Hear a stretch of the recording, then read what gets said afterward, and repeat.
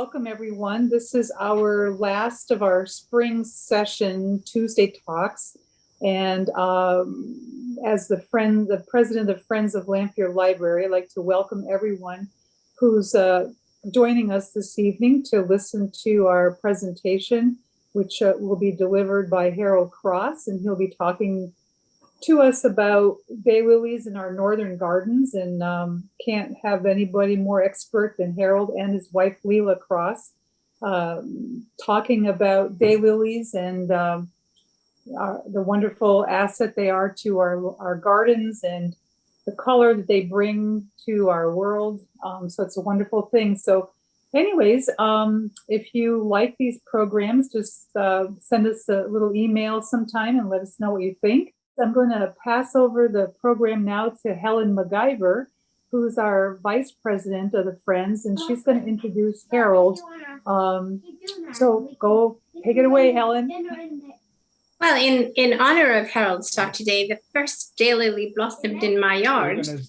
And unlike Harold's, mine is an unnamed one because, of course, we get daylilies from our friends, from our relatives, etc. And mine came from an uncle decades ago, so it's quite an old one. And but it's lovely because it blossoms first every year. It's a lovely little lemon yellow, and it's small, and it's gorgeous. But Harold's been doing this for 30 years, Harold and Leila, because I guess it was Leila who actually started this craze, shall we say. And their garden is actually an official American Daylily Society display garden for the Region 4. So it is always worth visiting.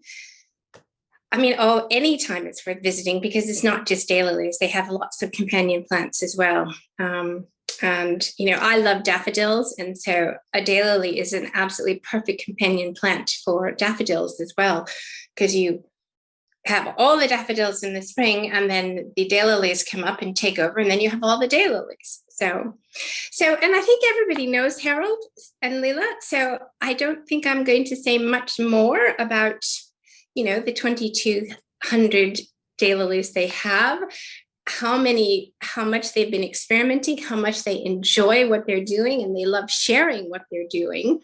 So we'll just turn it over to Harold. Yes, I want to say thank you, Diane and Helen. That was a very over-glorified introduction that you did to me, and I only hope I can meet your expectations on that aspect. Well, let's just start off by saying Hemerocallis, Latin, is meaning beautiful for one day. And I think it's very, very unique, and how Mother Nature puts an awful lot of effort into creating this one flower for the sole purpose of insects to pollinate that flower, to create seeds, and then just continue the generations of, following seedlings. Mother Nature, of course, is phenomenal in that aspect. And it's difficult no, we won't go there. Okay. I did have about 400 slides I wanted to present in this slideshow, but our technical advisor mentioned I should screen them down to about 80 or so. Well, that never happened, but if we don't get through them all, that's fine. We're just showing a diversity of flowers that grow quite well here in our garden. And there are a few that are no longer with us, but they're up for reasons I'll explain later. We here in the farm sort of consider this as a private hobby garden and not a commercial aspect, because we grow the daylilies and the other perennials that we want to grow in the garden. Unlike the commercial nurseries, which buy in plants so that you can purchase them, take them home, plant them, and enjoy them in your garden. We plant what we want to see grown here in the garden. And as Helen had mentioned, Yes, we have 16,000 daffodils. We're open in the springtime for a couple of weekends, so visitors can come and enjoy the blooms of the daffodils. And also, as a private type garden, we do open the gardens for 4 weekends a year to allow visitors to come and see the diversity we have within the daylilies here. And normally those weekends are the last 2 weekends in July and the first 2 weekends in August. We do get quite a number of people in to visit the gardens, and it's truly amazing how many people still think that daylilies are only yellow. And many, many times we hear the expressions, is that a daylily? Is that a daylily? Well, indeed, the majority of them are. We also like to use this as an educational facility. As I stated earlier, a lot of people do not realize flowers, the forms, colors, all the diversity that daylilies can give you in a garden setting. Daylilies and hostas are the #1 and #2 plants that are grown and sold by nurseries throughout the United States. It's just amazing the amount of diversity that there is in both of those plant cultures. Why don't you click on the next 2 or 3 slides, Jack? Just spend maybe 8 or 10 seconds on each one and stop at almost all green. So while Jack is messing around with that, I'm just going to give a little short history of the daylilies. And basically, daylilies arrived in Europe from China, Japan, Korea, and eastern Siberia during the 16th century. And by the 17th century, made it across the Atlantic to North America. And of course, it was planted in all the old farmsteads and houses and colonial buildings. And of course, it just spread phenomenally throughout the new country and the new land. And there was some hybridizing done earlier in Europe, but by and large, the bulk of the hybridizing was done by a gentleman here in the United States in the early 20s named Arlo B. Stout. He was born on a farm in Wisconsin, and he took a particular interest to the daylilies that are grown by his mother's front porch that never seemed to produce any seeds. So that continued his interest in research of the daylilies. And so he went to college and finally ended up at the New York Botanical Gardens, where he did a massive amount of research, kept impeccable records. He made at least 500 or at least 50,000 different crosses of daylilies available at the time. Yes, and he had at least a couple 100,000 seedlings. And of those seedlings, he did introduce 100 new varieties.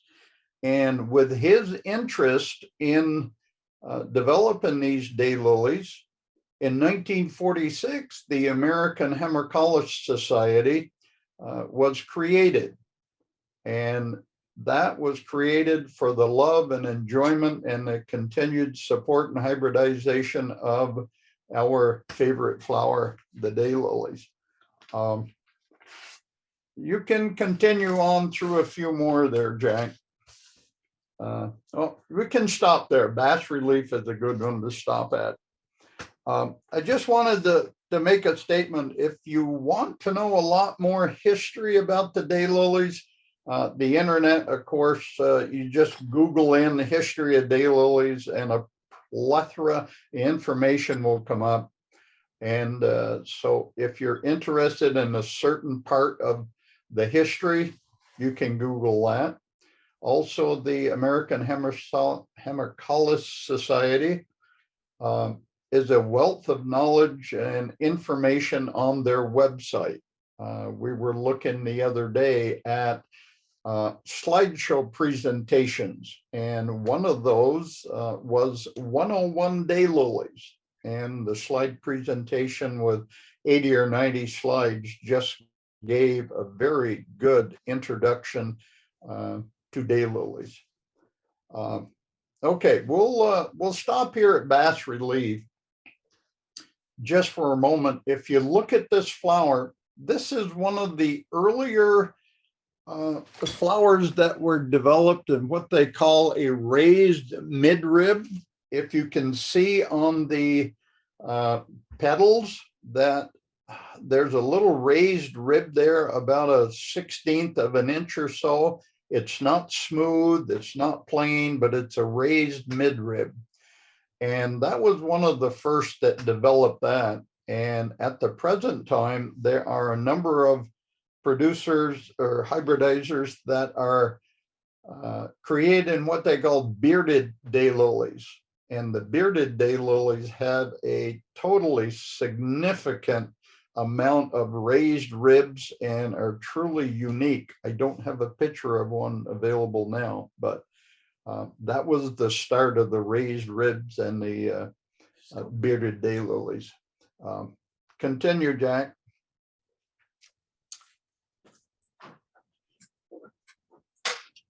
I just want to ask the question, why? Why do we want to grow daylilies? Daylilies are very rugged. They're adaptable. They're very vigorous perennial that last many, many years with little or no care. They are adaptable to a wide range of soil and light conditions. They establish quickly. They grow fast. They survive the winters with little or no injury. The daylilies provide borders, grim covers on steep slopes. They do form a dense mass that develop in a few years to control erosion. And they can grow from 12 inches to 5 or 6 feet tall. Well, various varieties. Various varieties. As they say, they grow from 1 to 5 or 6 feet tall. The bloom period can be from early spring, such as Helen has one in bloom. And we have picked in the garden this afternoon. We have, I think, the same as what Helen had. These here, I believe, are called apricot, which was introduced in 1893. So it's a very early daylily. Maybe have them continue advancing your slides. Yeah. Okay. Jack, you want to run through a few more? Let's stop there a second. Becculin is what they call a bitone, which means the color of the petals and the sepals are different. It also has, a white midrib. Let's continue on. Next. Bill Norris. We were talking about Arlo B. Stout. There is an award that the American Hemicolis Society gives to one cultivar each year that grows very well in all 15 different regions of the American Hemicolis Society. Bill Norris is one of those plants that was awarded the Stout Silver Medal Award. They are some cultivars that do extremely well in Florida, but they do not grow here in the north. And there's also the dormant variety that do well here in the north, but don't do that well in southern areas. Continue on. Black-eyed Susan is just another yellow with a red band and a yellow eye. Next. Blueberry Breakfast was bred by Ron Rose, another Region 4 hybridizer. We here in the Hemicola Society, we are Region 4. Region 4 comprised of Ontario, Quebec, the Maritime provinces, all of New England, and New York. And Ron Rose was just a hybridizer in Massachusetts, created this flower. Next. It's just Brookwood Black Kitten by Leo Sharp out of Detroit. Next. Here's another gorgeous flower by Leo Sharp out of Detroit. Next. This by Margot Reed out of Virginia. It's one of those flowers you either love or you hate. It's just an unusual color, so it lends itself well when it's paired up with a white flower in a garden. Continue. Next. What can we say? It's a nice eye pattern in there, just a deep rose, pink, red. Next.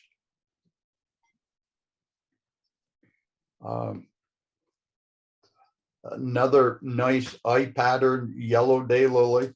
That was bred by Jamie Gassard outside of Columbus, Ohio. Next. I like doubles. Leila likes spiders, unusual form. It's just one of many doubles we have in the garden. Next.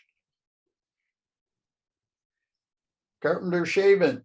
It's a nice little rosy pink. When you're selecting daylilies, one of the characteristics you like to look for is bud count and branching. This particular plant's an older plant. It doesn't have an awful lot of bud count, but when you have a mature plant, the number of scapes that pop up do create a nice looking group of flowers, even though there's only 5, 6, or 7 buds per scape. Next. This is what we call a Polypepolis, which means extra petaloids. Normally the extra petaloids, it's a 4x4, meaning 4 petals, 4 sepals. In this particular instance, it is a 5x5, which makes for a much powerful, brighter looking flower. But the normal daylily is 3x3. The normal daylily is 3x3. Yes. Next. Leila likes spiders in unusual forms. In order to be classified as a spider, it has to have a 4-to-1 ratio, which means if the width of the petal is 1 inch, the length of the petal must exceed 4 inches. This one is on the borderline. It's not considered a spider. It's considered an unusual form. Next. It's just a nice little eye pattern, a multicolored eye pattern. It's a small flower, about 3.5 inches in diameter. Next. That's quite an eye pattern created by John Kinnebrew out of Florida. The people in Florida have done a phenomenal job creating a pretty face, but the rest of the plant kind of falls apart in the sense that a lot of those are considered evergreen, which they look nice, but they just don't thrive well here in our northern climate. This one is okay. It's a survivor. I won't say it's a thriver, it's a survivor. Next. It's a wonderful eye pattern. Catherine Woodbury, that's an old variety, an almost near white. Bud count and branching leaves a lot to be desired, but it's considered one of the older classics. Just a nice overall daylily. Next. Celebration of Angels. Nice eye pattern within that. It has a darker picotee edging on it. What can we say? It grows well, flowers well. It's a nice plant. Next. Another gorgeous looking flower. It also has a double edge on it, gold and a little bit of white, with a vibrant yellow eye. Next. Charlie Two Shoes. Just one of many doubles that we have here. Next. Chicago Firecracker, developed by Mr. Marsh out of Chicago. This is not considered a double, although it does double maybe 40% of the time. Those are just considered extra petaloids. Next. Chief Four Fingers, bred by Mr. Roberts. Ned Roberts out of Colorado. And the majority of the time, not 100%, but the majority of the time, this is a 4x4, which is a Polypepolis. Interesting plant. Next. China Lake. I don't know how to describe it other than it's a nice looking flower with fever growing underneath. Nick. Christine Riley, just one of the near whites. Continue.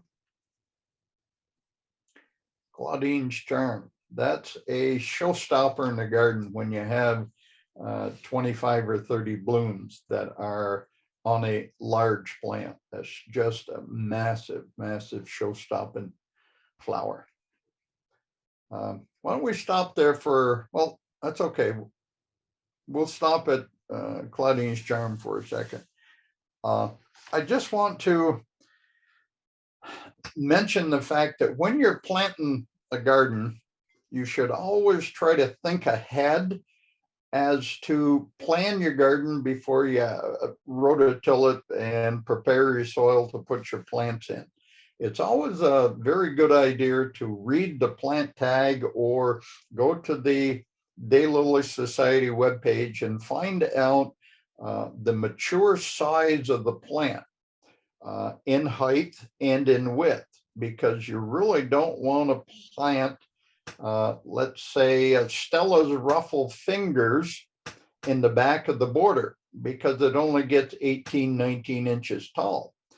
And so you really want to be able to make sure the tallest ones are in the background and the shorter ones are your border plants. Well, we'll continue on. This is another unusual form, not long and thin enough to be considered a spider. Nick.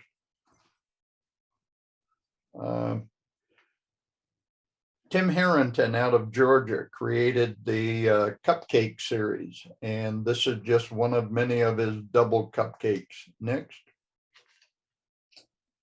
Custard Candy by Stamili out of Florida. He's created, I think, 18 or 20 different named candy daylilies. You'll also notice in this one the amount of bud count and branching. Very heavily branched, heavily budded. So in a mature plant, you can have 25, 30, if not more flowers per plant, which is very, very impressive. Next. Dancing Summerbird. It's hard to describe, but beauty describes it. Next. Darla Anita. Now this is A nice southern grown daylily. It has very, very ruffled, thick edges. And earlier in the hybridizing years, they used to call the heavy edges like that were yellow, they called it chicken fat edges. And if you ever dressed out a live chicken, you know what they're talking about. So these southern hybridizers have developed an awful lot of this type of plant with the heavy edges, the heavy borders. They tend in our cooler weather that those chicken fat edges tend to congeal or stay together. They hang up on one another, so the plant really doesn't fully open the way it should. If it's warmer days, they tend to open a lot better than on cooler days. Next. Almost a no-eyed daylily. Nice rosy one. I forget what the name is on it. It's just a pretty flower. Next. This one here is a gorgeous looking pink. It doubles about 85% of the time. This one isn't fully doubled, but it's a nice pink flower. Next. Oh, love dinner and a movie. Grows well. It's a nice pink. It's just another one of my mini doubles. Kurt Hansen out of Ohio developed Diviner's Handbook. A nice eye pattern. It's, I guess they call it a broken eye pattern with a deep yellow throat. Continue. Double ethyl, one of many other doubles that we have here. Next. An old near white double. Very tall scapes. This is good for the background border. Continue. Double triple treat is just another one of many doubles that we have. Next. Dream Queen. This one here, I believe we could consider it a spider. As you can see, the width of the petals, it may be 4 1/4 inches long, which would be considered a spider variety. It is also very tall, with in excess of 4-foot scapes. Next. Double in the lane with echinacea. Just a nice solid pink. Next. How many yellows with a red eye and yellow throat have you seen? That's more of a green throat, isn't it? No. That's a little green. Yellow green. Next. Elegant Candy. Another one of Salter's mini candies he's produced. Next.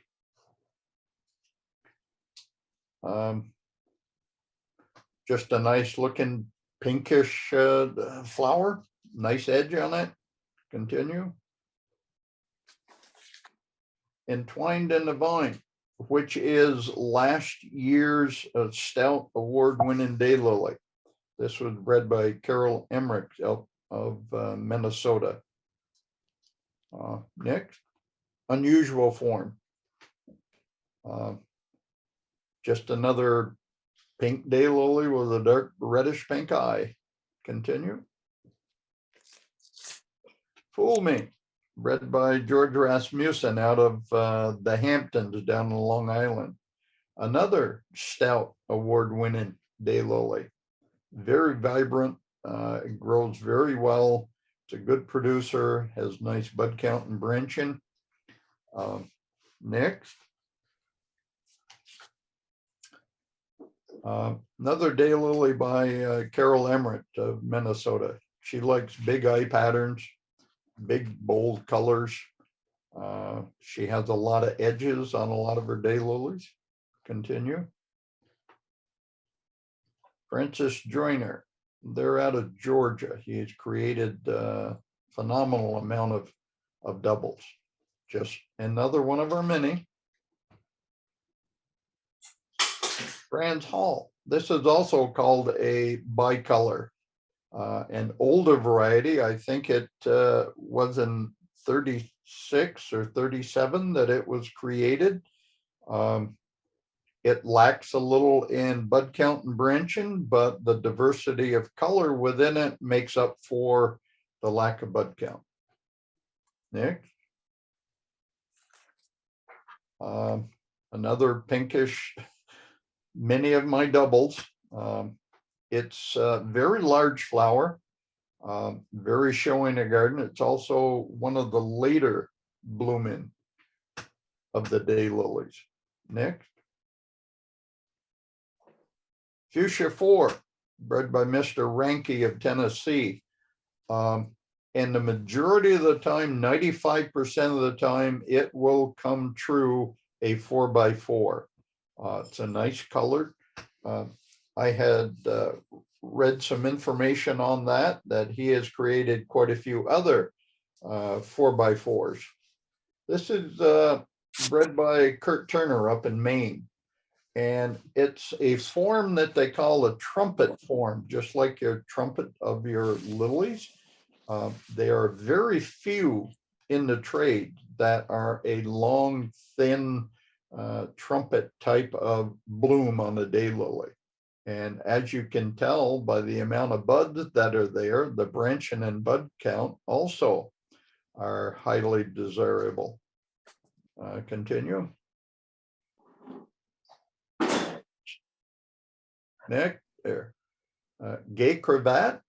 It's another older variety, but when it matures, you get a plant like this where you have 18 to 20 different buds that come out every day. It just makes an impressive looking plant. Next. Oh, Gillian. This is one that not only has the dark pattern on the petals, it also has the same type of pattern on the sepals. So it makes it look as if the center is much larger and rounder. Next. There's Mr. Ranke's Give Me 8. And yes, 95% of the time that indeed is a 4x4. I think that one had 9 petals, so it's just a Polypepolis. Nick.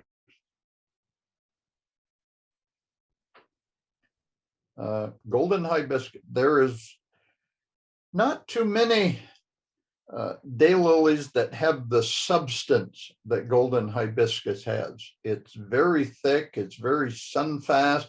It doesn't bleach out in a hot day sun. It's almost as gorgeous 10 o'clock in the morning as it is at 8:30 at night.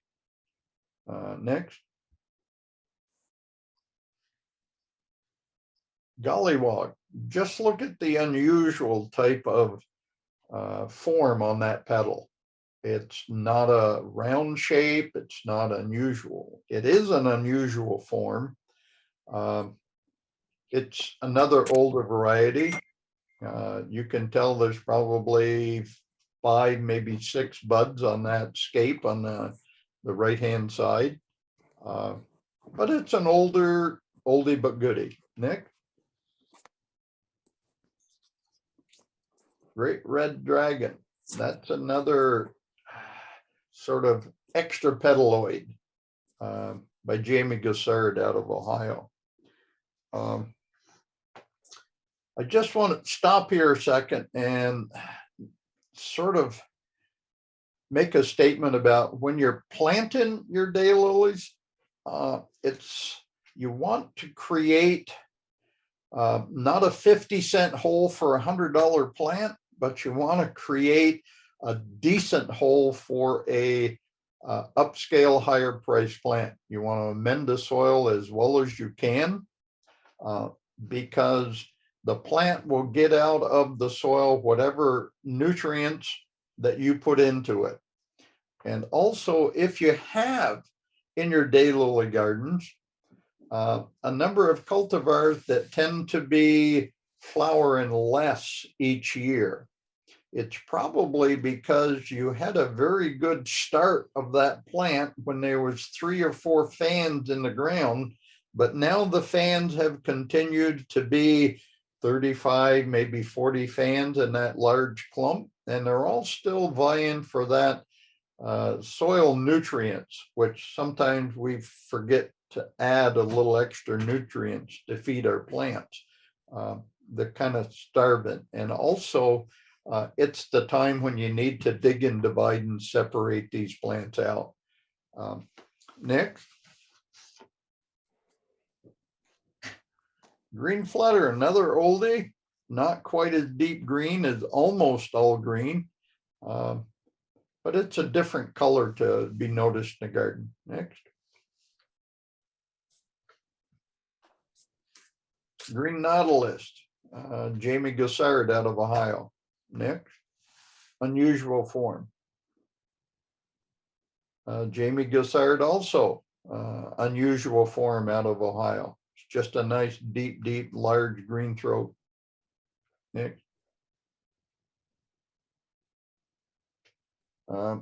Greywood Alley Cat by Darwin Wilkinson out of Topsfield, Mass. Another region 4 hybridizer. It's a nice, bold, beautiful eye pattern. Next. Just another one of her big, bold, unusual form daylilies. Next.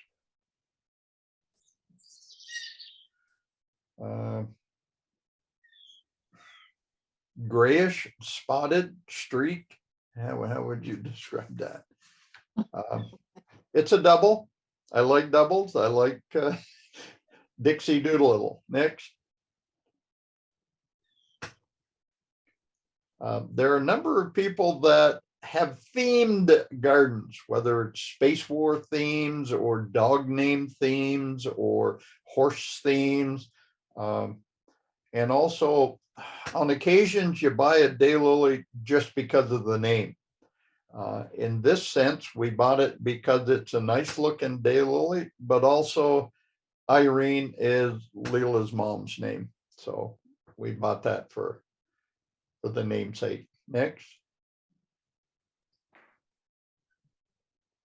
Jamie Gassard out of Ohio does an awful lot of work with spiders, and this is just one of his introductions. Next.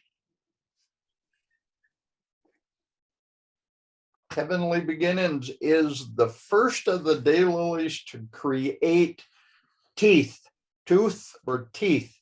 If you noticed on the outside petals that there's these little protrusions, and hybridizers have come a long ways now in creating almost half-inch long teeth on their daylilies.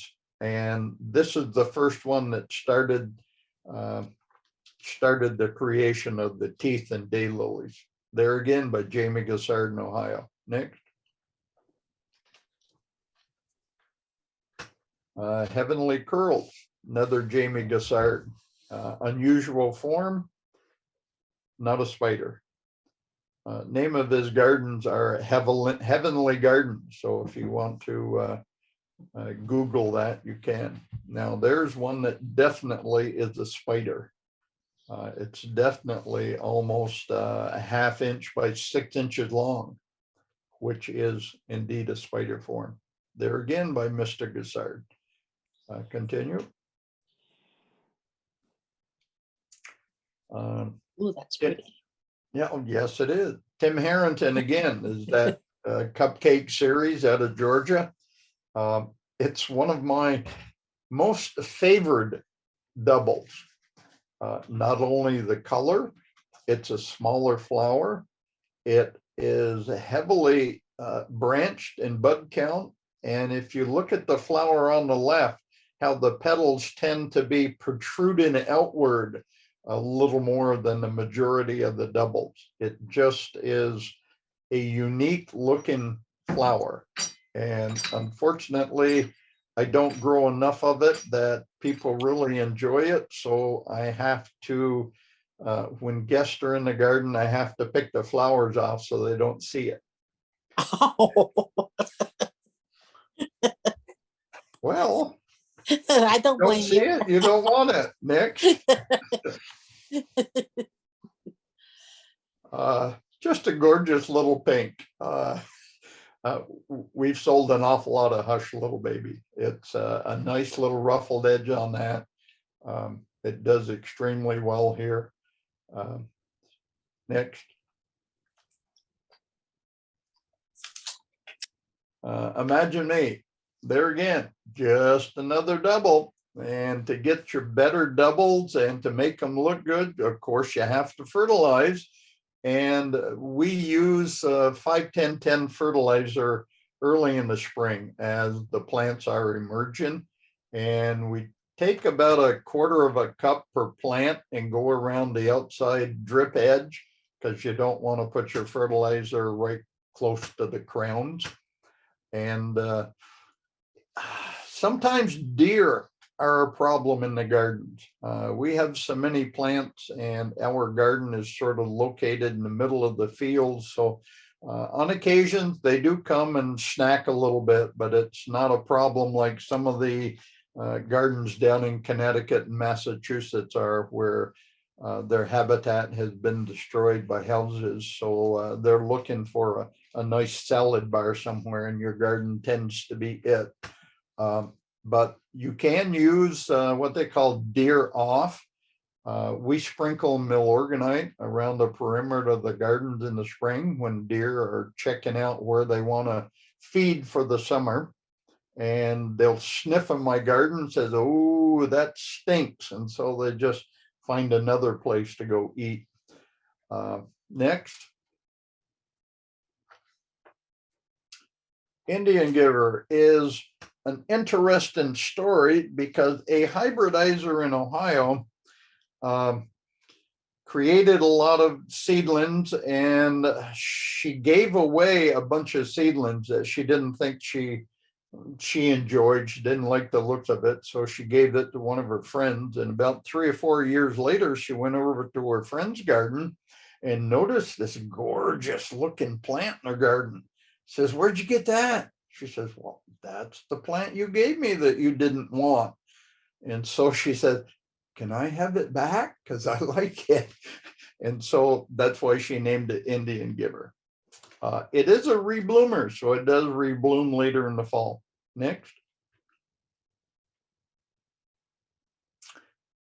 There again, Leila's mother's namesake. Next. You're making me crazy. How many yellows with a bold eye and a dark yellow eye have we seen? There's a multitude of those. Continue. Janice Brown. It's a nice little light pink with a darker pink eye pattern and a little yellow eye. Grows well. Good bud count and branching. Next.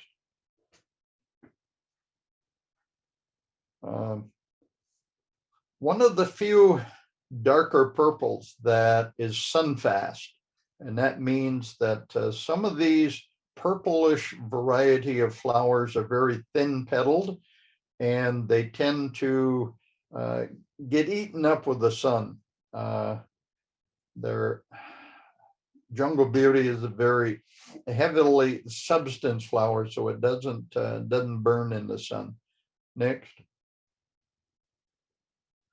Another bicolored daylily, an older variety. It's just unique in the sense of diversity of color. Next.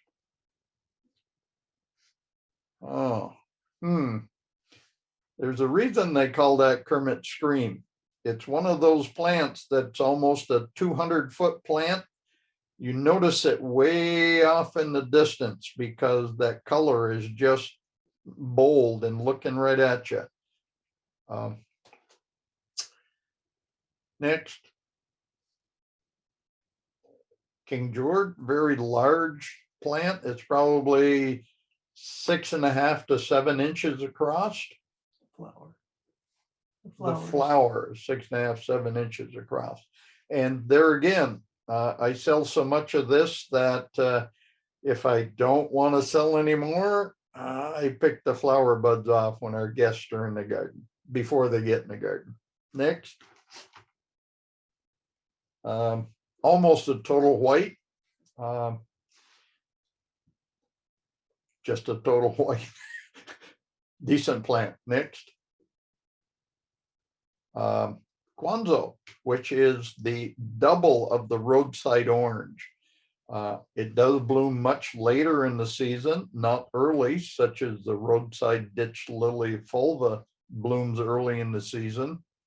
And you will also notice with both Kwanzaa and fulva, they are a dormant daylily. And dormant means that they will bloom, go through their blooming cycle.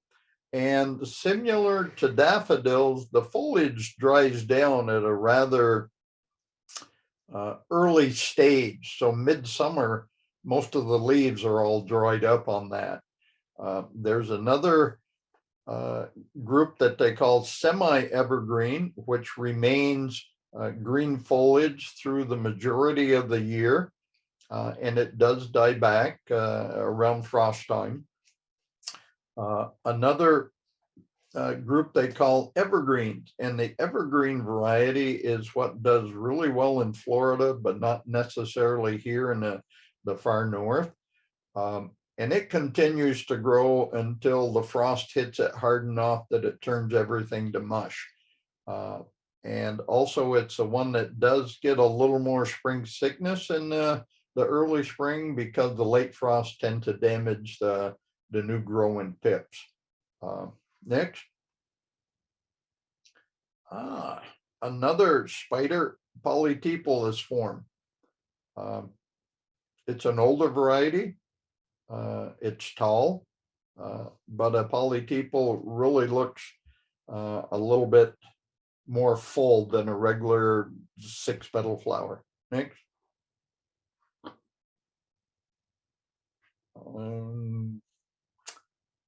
Another pink flower, does well, sell quite a bit of it. Next. Land of Cotton is a double. They call this a hose and hose double because they are 2 layers of single petals on top of another. It's a nice looking plant. Nick? There's a reason they call that last man standing. Normally it does not bloom until frost time. And then it does withstand quite a number of frosts, but it is usually one of the few last remaining bloomers in the garden. Nick? Laura Harwood also is a late bloomer in the garden. It's a nice dark color, a very vibrant yellowish eye, very large flower. Next. Another light pink to white flower. Next. How we doing for time? Harold, I think 10 minutes more, and then you'd want to save the rest of your time for questions and answers. Okay. Better stop talking and keep flashing. Oh, I better keep flashing, the other half says here. Lavender Blue Baby is a diploid, but Jamie Gassard and other hybridizers had taken the chemical colchicine and put it on the meristem of a newly grown plant and made a conversion from a diploid to a tetraploid. A diploid has 22 sets of chromosomes and a tetraploid has 44. And so by doubling the amount of chromosomes, that substantially increases the diversity in the genetic makeup of the plant, so that the hybridizers can have a much larger diversity of chromosomes to work with. And lavender blue baby is the start of the blue tinge in flowers, because flower colors in daylilies range from white to deep, deep purple, but not as of yet have they made a true blue. And so the hybridizers are trying to mix green and yellow to come up with all versions and shades of blue. Lavender blue baby is one that has helped them to do that, but still no true blue. Next.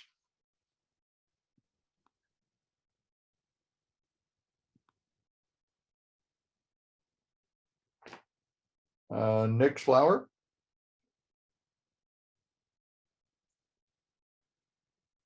Linguini, another spider. Next. Long tall, yes, that's also by Jamie Gassard out of Ohio. Continue. Magic of Oz by Katie Harrington, Tim Harrington's wife, who has since passed away, out of Georgia. She did a whole series of Oz's, or Uncle Wigglies, long ears, Magic of Oz, the Wizard of Oz, and she did a whole bunch of introductions in the Oz series. Next. That's a pretty impressive plant. What can you say? It's a nice color. It's an unusual form. Next. Jamie Gassard plant again. Next. Mildred Mitchell. A nice broken eye pattern with a multitude of colored edges. Very crinkly, grows well. Next. There's another brown. Now just take a look at the buds that are emerging. That's pretty unique when you look across the garden and see that type of dark buds rather than the green that the majority of those are. There again, yeah, love or hate the color. Next. Keep going. Yeah. Next one. Morning all day. Next. Another red double. We'll click through these at maybe a little faster pace so we can get to the end. Nice pink. What more do you want me to say? Nice pink.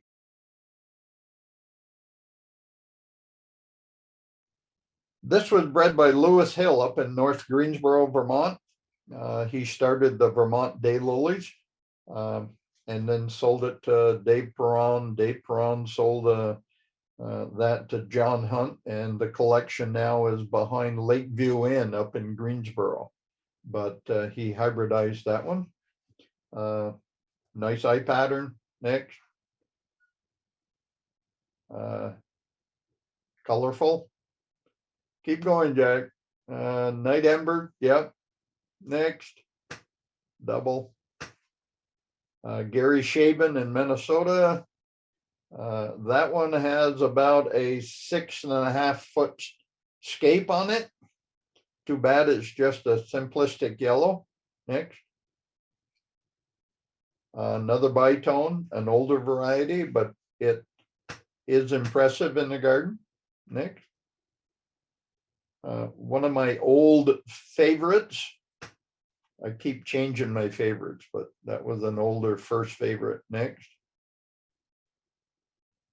Stanley Saxon out of Saratoga Springs bred that back in the late 40s, early 50s. Next.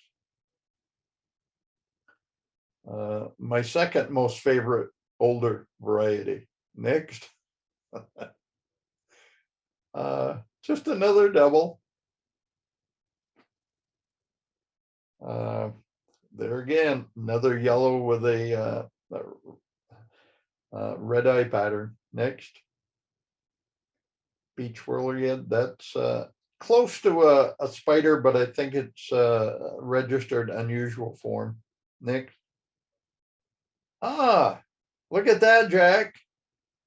Ping pong, one of my new favorite sports. Got to be my favorite flower then. Yeah, okay.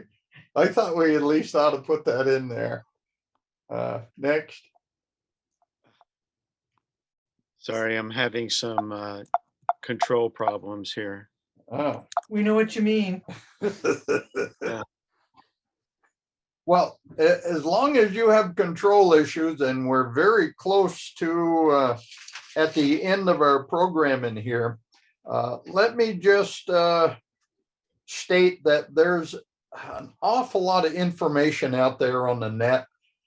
If you want to continue to look at more daylilies, as they say, the Hemicaulis Society has an awful lot of information. But also, if you're interested in knowing what's out there now, presently, that the new hybridizers are working on, go to a page that they call Charlotte's Daylily Diaries. Charlotte Shamaroff is a little bit north of Lake Memphremagog, just north of Newport. And she has compiled together a phenomenal list of hybridizers. If you go to her website, she has a lot of icons there, but one they call the Hybridizers Corner. You click on the Hybridizers Corner and 45, 50, maybe 60 hybridizers will pop up, and it will show the state that they live in and the name of the hybridizer or their gardens. For example, Ohio would be Jamie Gassard, Heavenly Gardens, or Charmaine Rich in Vermont, that's Heavenly Holden Garden. And just click on some of those of the newer introductions that they have. And it's just a phenomenal amount of diversity of daylilies that are coming out now. Here, if we can quickly look at this, this is the cover of the Daylily Journal. And that just is showing you a diversity of colors, forms, and textures. Some we have here in the garden, but most of these are the newer varieties. And there's just a plethora of information out there. You can spend days looking at this Hybridizers Corner through Charlotte Shamaroff's website. Yeah, Harold, there was a question in chat. It says, what is your opinion on rebloomers? Give your plants plenty of water and the rebloomers should do well for you. Okay, we can. I do like a lot of the rebloomers. We have. Yes? I'm sorry. I was just going to say, if people want to ask questions, they should just unmute themselves and go ahead. Okay. I'm at a good stopping point here. I've rambled on an awful lot, so I'm glad to hear somebody else. Any questions? Harold, I have a question. Could you tell us what the different parts of the daylily are? You've used words like scapes and other stuff, and I'm not that familiar with their anatomical. Okay. I just happen to have one here in front of me, but I have another one that I think would be better for demonstration purposes. You see this flower? Yeah. You see this plant? Okay. This basically the entire plant. This is the foliage, which would be probably a dormant foliage. This tall thing is called the scape. And here we're looking at, I say bud count and branching. This would be 1, 2, 3, 4, 5-way branching. And you can count the number of buds on that. This is the fake one, but at least for demonstrational purposes, this is the scape, which is the length of the stem. Branching, which is diversity. This apricot, which is one of the first older flowers to come up in the garden. Basically, all of your buds are right there at the top. You can see 5 or 6 maybe small buds there. And so everything comes right up there. There is no branching. There is no Y branching. There's none. Everything comes off the top. And this would be the small, thin scape. Show them the petals and the sepals. Petals and the sepals. Try to bring it closer to the camera if you can. Yeah, there you go. Yeah. Okay. Now, Helen's got a good example too in her photograph that you can see Okay. close. So, Petals are the top of the plant, and the sepals are those that are underneath, And smaller. and they're usually smaller. So the petals are on top, usually larger. The sepals are the smaller ones underneath. And of course, here is the pistil that. Oh. Yep. Anyway, the pistils are here.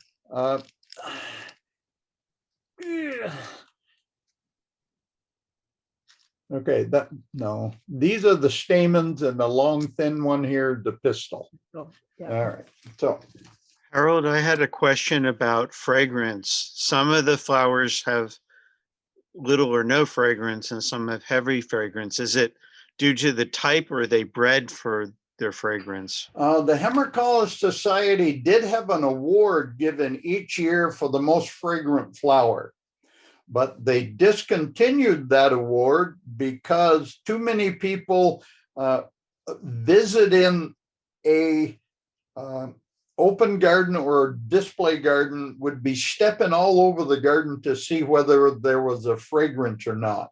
And there are so few that have a fragrance that they had discontinued the award. And the ones that do are usually yellow. And usually the more fragrant ones are yellow of color.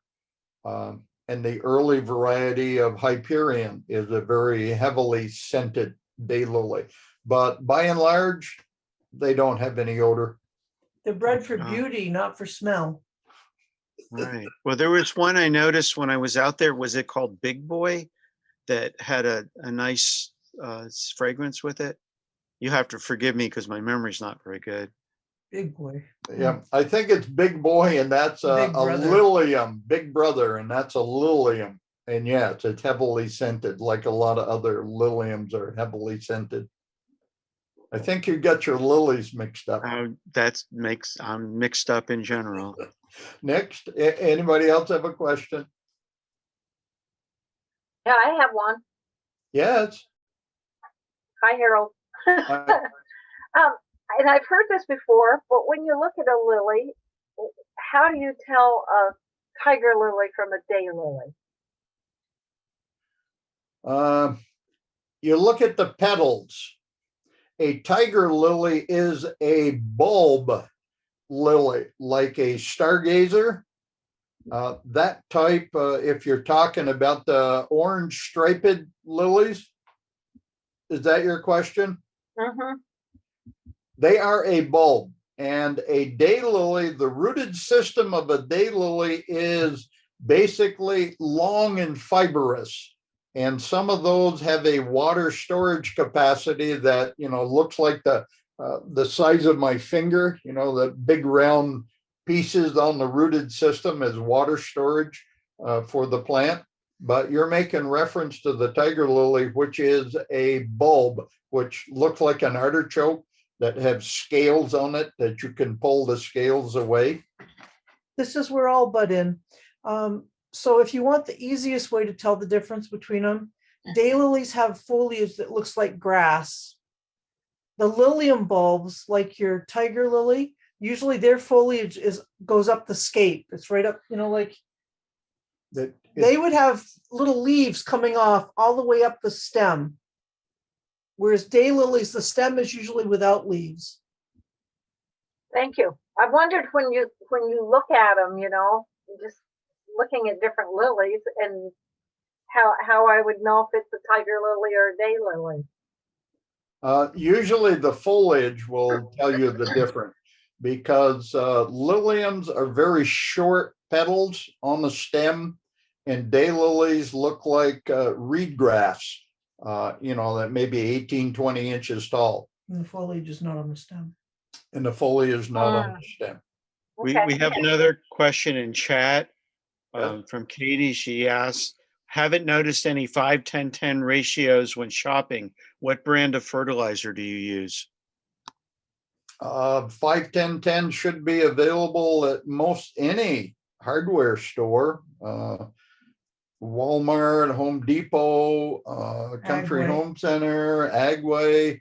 The majority do have 5-10-10. Now, the reason we use that analysis is you don't want a lot of nitrogen on your plants because that creates an awful lot of foliage growth, but doesn't really help flowering of the plant. So you would like a lower analysis in your fertilizer. That makes sense? Should be able to purchase 5-10-10 most any nursery store, hardware store. It's such a common one that perhaps they're not seeing it in the small containers. Maybe just ask. They probably have it in bags. Other questions? Maybe with COVID too and the increased interest in gardening, people may have sold out in some areas too. No, there's plenty of it there. Oh, is there? There's One of plenty out there. One of the It's things not- you do is, If not, just use 10-10-10. But let's not go overboard and use a 30-10-10. yeah, That's way the too much. 5-10-10, the 5-10-10 is also cheaper. It's also, you're using it first thing in the spring and you're putting it around. In the spring is when you tend to have the rains and you won't be losing the nitrogen out of the soil. So because you're putting it on before the roots are really well developed, so you're up, you don't have the uptake of nitrogen in the soil. So that's why you really want to keep it to 5-10-10 or 10-10-10. And Harold, my lily is yellow. Uh-huh. It's not apricot at all. The apricot is about a week later. So Okay. I like that the unknown. UNK. You should put a stake there that says UNK. Well, funnily enough, I looked it up and this one said it was one of the earliest ones. It's just called yellow daylily. from 1793, came over in Wow. In our earlier name is- years. Yes, go ahead. I can't even pronounce the Latin name. It's Theo Asphodelias. So there you Well, that's go. good for you. My French is not very good. It's Latin. Well, still, my French not very good. I know. There's another question in the chat box too, a question from Susan Dorn. What do you recommend for mulch? And what about landscape fabric? I personally would leave the landscape fabric on the roll in the hardware store. Mhm. And as for mulch, most any type of mulch will work. It's just remember that the drier the mulch, your little varmints kind of like to live in there over winter. Like your mice and your squirrels and things of that nature. But bark mulch works well. Pine mulch works really well. Just make sure you don't put it around the growing pips. You put it near the growing inner circle of your pips and don't cover your growing points up. I used quite a few coffee grounds earlier, but you don't want to spread those thick either because it creates a mat that water doesn't penetrate. But I've sort of not using many coffee grounds at this point. Any further questions? We created this. Go ahead. I was going to say, in regards to mulch, I know sometimes we can bring weeds in with the mulch. Is it possible to buy sterilized mulch, and would you recommend that over regular stuff, like with all those marmy weeds that get in there? Well, I think it will depend on how thick your wallet is. You know, you can buy it by the yard, relatively inexpensive, but you can buy it by the bag, and it's certainly substantially more expensive that way. I have my local tree service drop off our bark mulch here. So we're just about an hour and a half. So if there are any few more questions, and then we'll probably wrap up the program. Well, I thank you all for having an interest in the daylilies, and I hope I presented some of the information that would help you out. And of course, we didn't continue with all of the slides, but you get an idea of what's available here in the garden. What are your date? Are you opening this year, Harold, with the COVID stuff? Are you going to have your daffodil days? And where would people look to see the dates? Would they be in the front porch forum, or what are you planning for this year? Let's see now, that's 6 questions. Yes, no, no, yes, yes, and yes. Can you remember how you asked those? Maybe. Look, Jack just put a slide on the Oh, good. screen. Yes, we will be open this summer. We were not last year because at our stage of maturity, we thought the risk of COVID really wasn't worth being opening for. But we will this year. I think masks will be required in the garden, just as a precaution. And yes, I will have some plants available. We have some potted hosta, potted liliums, and we have quite a few in the grow rows above that will be available if you choose to tour the gardens. You see some of those you want to take home, I'll be happy to dig them and allow you to pay for them and take them home. Thank you so much. Okay. Any further questions? If not, we'll allow you to sign off. And thank you for allowing me to be a part of this. Thank you very much, Harold. We really appreciated it. Oh, Yay. okay. Always learn something. Oh, good. Exactly. It's still Thank early you. enough. I can go out and do some work. Yeah. Yeah. Mhm.